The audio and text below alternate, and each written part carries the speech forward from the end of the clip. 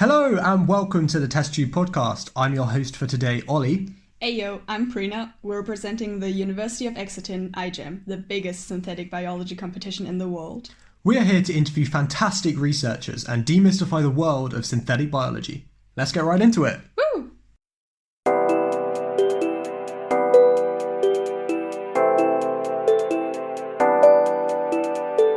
Welcome to Test Tube podcast. Okay, so we're here for a slightly different episode today. Normally we interview other iGEM teams and talk about their projects, but today we've got a slightly different guest on. Dan, would you like to introduce yourself and your relevance to iGEM? So I'm Dan. I work for Professor John Love's research group at the University of Exeter. I'm a previous iGEM contestant in 2016, and then since then, working for John, I've been lucky enough to be an instructor for iGEM teams and just generally being in a lab helping out, that kind of thing.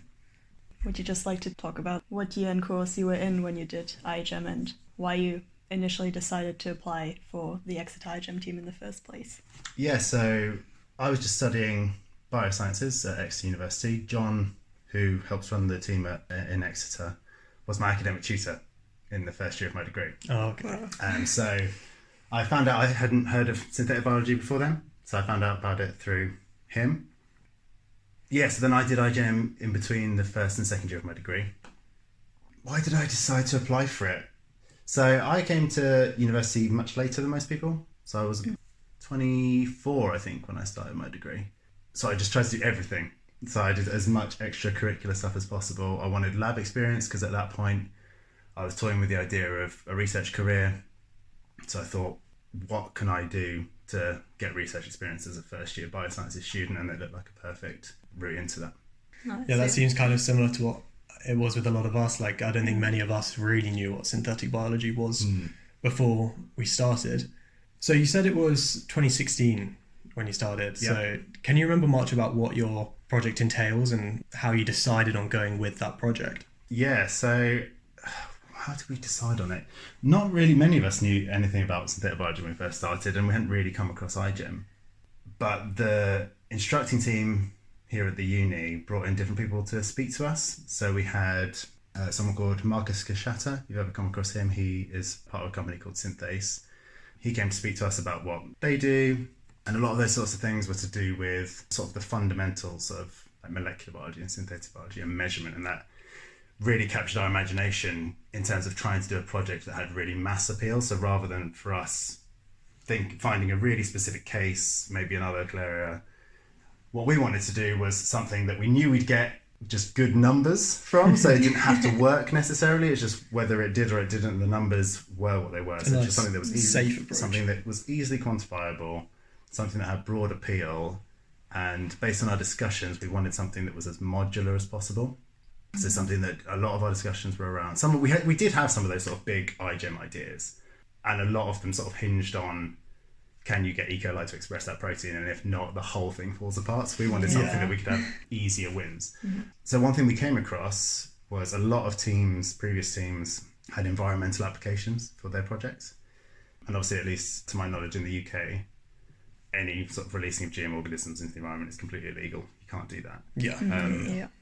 And a lot of those sorts of questions were coming up about how they were ever going to implement their iGEM projects in the future.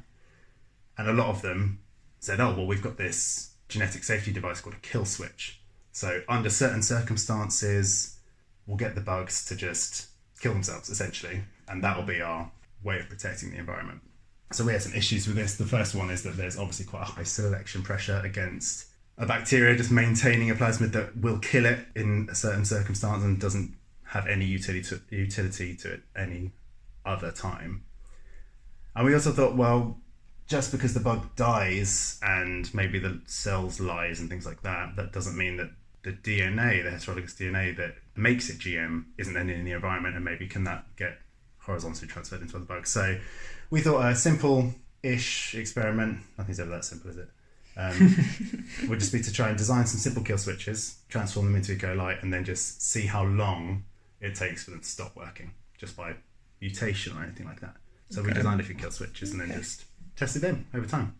Cool. So it was like a project that was looking at obviously massively benefiting future iGEM teams, but more so instead of just going for something new like most teams do, you were looking at, okay, how can you encourage some of these teams to actually be able to implement their ideas? Because obviously a lot of projects can sometimes have issues around implementation, especially between different countries. So that sounds like quite a cool project. I haven't come across many projects that are looking at something with that sort of goal. Yeah, we were worried about ruffling a few feathers because we're essentially our whole project was basically saying your kill switch doesn't work.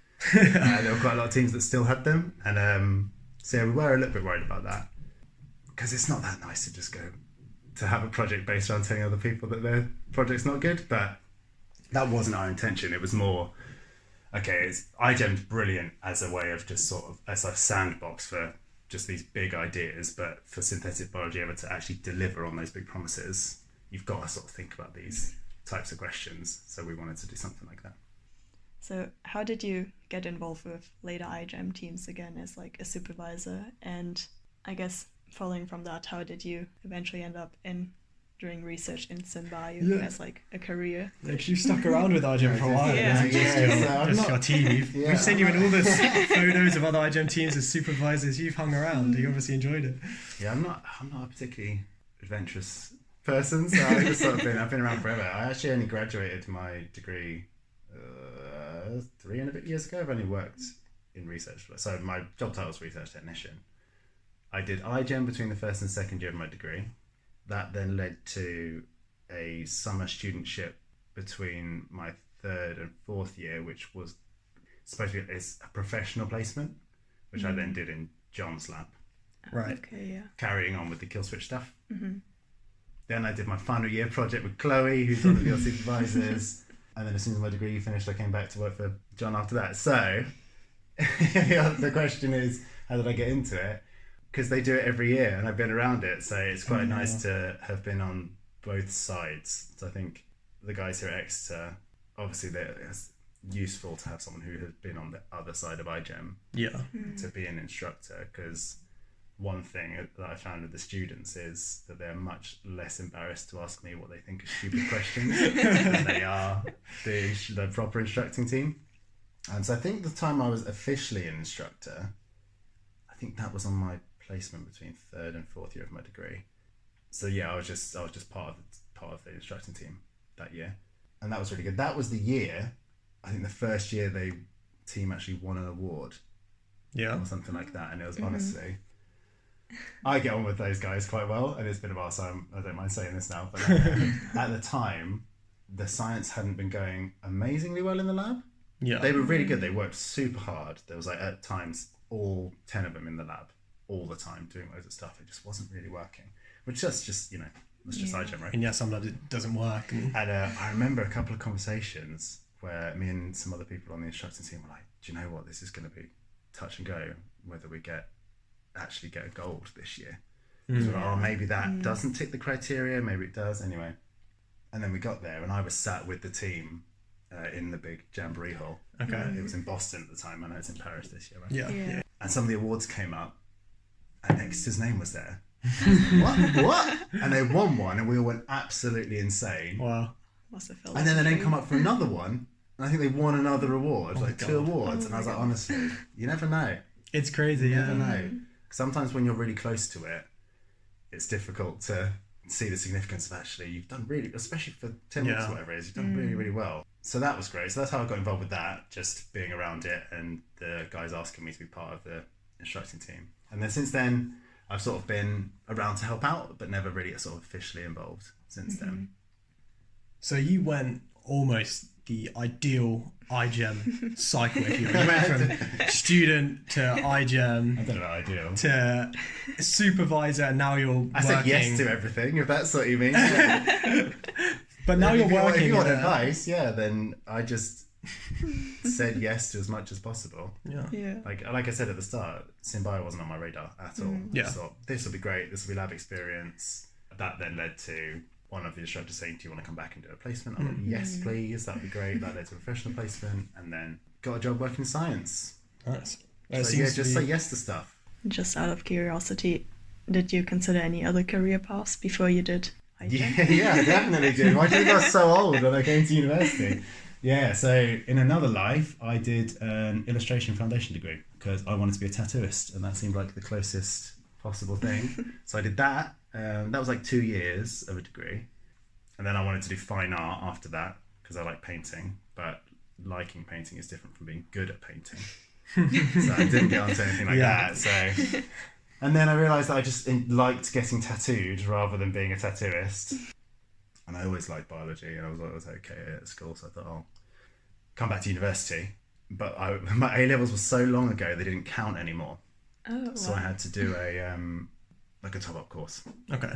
which is like doing biology and chemistry A level, but condensed into a year or something like that. I can't remember. But yeah, no, I wanted to do creative stuff, which was part of actually when I got interviewed for iGEM. I said that as part of why I thought I could bring something slightly different to the team, because that sort of creative way of thinking is quite important for iGEM. Yeah, I think. definitely. I mean, I wouldn't. They're often separated, like you mentioned before. You did, or you were interested in doing maybe something more creative, like tattoo artist, painting, or something more artsy. And I find they're often separated. You kind of have people consider, oh, you've got these creative things, and then you've got academia. But I feel like, especially with lab work and stuff, I feel like there's such an overlap, especially with something like research. You have to be quite creative to do that. You mentioned earlier about how important problem solving is in the work that you do now. So I feel like the creative side of that probably hasn't changed. It's probably just massively benefited you where you are now. People kind of seem to separate them as two separate things. You're either someone who does things creative or you're someone who does things academically. But I feel like there's quite a big overlap between those. Like you need to have quite a creative mindset to do at least research work in the lab. I absolutely agree with that. I think so. To go back to sort of illustration of fine art, I actually found it much easier to be creative doing the illustration because the constraints were much tighter. So you'd be given a brief. It would be like, this company wants an image for, I don't know, book cover or this thing, and they go, it has to be X centimeters by Y centimeters, and they want at least these 3 different things represented. When you've got parameters, being creative in that space, I always found much easier than when it was just like fine art, do what you want. And just because I think that distinction you were talking about there, that people separate academia and sort of creativity as these two things, I think they're just misunderstanding that just because you put boundaries, just because within, like in synthetic biology, just because the framework is molecular biology toolkit, just because there's boundaries there doesn't mean you don't use all of those tools creatively. Like maths is like you have to be super creative to do like abstract pure maths. Yeah. That's basically art. Yeah. Pretty much. Not much of a difference, just art in a different with really form. clearly defined rules. Yeah. We mentioned earlier a little bit about how there's a bit of a negative stigma around the word GMO, or like foods often being labelled with like non-GMO and stuff like that. Like organic's a really good thing. Oh yeah. Yeah. And people are almost like people are scared of the word chemical, and there's definitely I feel like the general public view is negative around genetically modified organisms. Maybe the benefits of them haven't been communicated well enough, or maybe things in the past with misinformation. It seems maybe that could be starting to change. Do you think that it will change, and do you think that synthetic biology has an important place in the future? That's a very good question. It's difficult, isn't it? Because most of the people that I associate with, like colleagues and friends with people from work, so they're all science people. So I don't really know many people who are really anti-GMO or anything like that. I think you're right. I think information is the most important part of that. Yeah. And just showing people what the clear benefits are. I think the whole like RNA vaccine development thing is kind of a testament to that. I know it's not necessarily synthetic biology, but the fact that you could get a vaccine that is measurably that effective, done in that small a period of time, and for that many hundreds of millions of doses to be given out to the public, I feel like those kinds of, and obviously you're going to get people who are resistant to that kind of thing, but I feel like with that it wasn't a big majority of people. Symbio, is that going to be important? I think it's made some big promises. Yeah. I think as a framework for doing molecular biology, it has the potential to be really powerful. I think that maybe we need to think a little bit more about what we're defining. So like as a part that we were talking about before we started recording, about how we define a genetic part.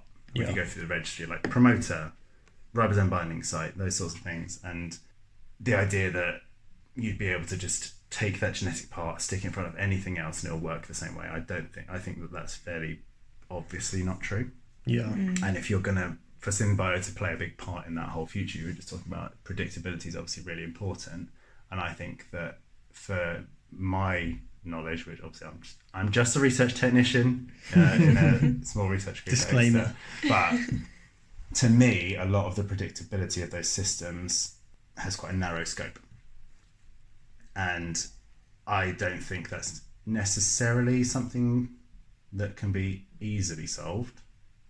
And maybe what we need to do is sort of reevaluate how broad we are willing to accept those parameters to be. So we were talking about how if you take a promoter set and you express GFP with those promoters in E. coli, Yep.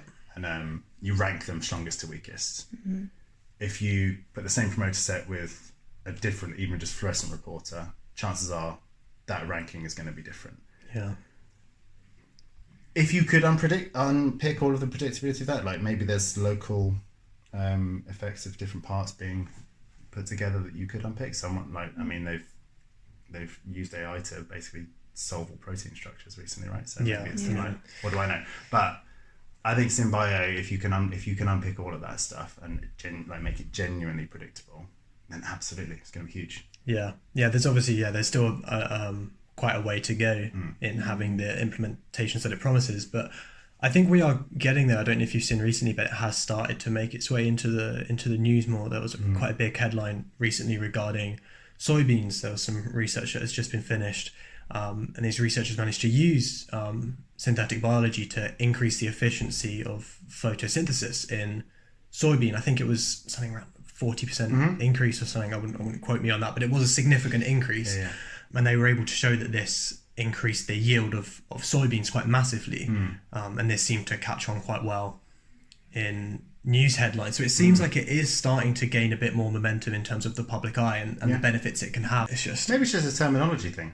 Yeah. Because if people don't like the idea that something's genetically modified, I mean, those people have dogs, don't they? Like, that's just SynBio with a sledgehammer rather than a scalpel. Like, selective breeding is not, natural in that way, is it at all? So maybe it's just a terminology thing. Grapes. Yeah, maybe. Just to wrap up the session, really, do you have any interesting or funny stories to tell from the lab? Funny stories. Yeah, you've got quite a lot of experience now in the Funny lab. stories. Any that I am willing to divulge on a podcast that people are going to listen to. Possibly my boss listen to. Funny stories. I mean, instruments playing up's always quite funny. We work with facultative anaerobes in our lab. Okay. And a colleague of mine who's since left. I mean, this sounds like I'm really cruel now, because he was quite claustrophobic, and that's why it was funny. Because to vacuum the cuffs from the outside so you could go into anaerobic cabinet. Vacuum thing broke for some reason or other whilst he was trying to vacuum the ambient air out of them, and he got stuck and then couldn't get out. Oh no. And the foot pedal is remote, so we just took it away and then just carried on pressing the vacuum pump to get him more and more stuck, which was quite fun. He was fine, by the way. No one was in danger. All health and safety protocols were very carefully followed. Yeah. Other stuff like, this is the other thing. I think I said this to you the other day, Ollie, that we all make really stupid mistakes. Like, not as much as I used to, obviously. Yeah.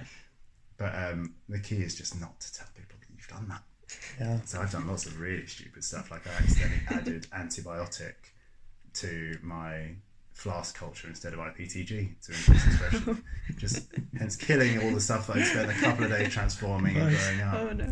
Yeah. Okay, so I think that's all we have time for today. Yeah. Thank you for listening. Thank you for joining. Thank you very much. problem. Yeah. Do you have any closing remarks? How would you define synthetic biology to someone who hasn't heard it before? Oh god, that's putting me on the spot, isn't it? Oh, what's the definition that I really like? What was the thing that you said earlier? Yeah, so sort of a genetic engineering solution that is inspired by but not found in nature. I like that. I like That's what I would that. say. That's pretty good. That's very nice. I love definitely, that like it. very I much, definitely yeah. didn't come up with that. So look over it. Okay, well, We'll quote you for now. Someone else Yeah. definitely is, like a real scientist said that. Okay. Not a lackey like me. That's all we have time for today. As always, thanks to our wonderful guests, and please feel free to follow us on Instagram at exeter.igem2022, on YouTube at exeter.igem2022, or pop us an email on exeter.igem2022@gmail.com. Please ask any questions via the social media or in the comments, and any other feedback is greatly appreciated. Bye for now!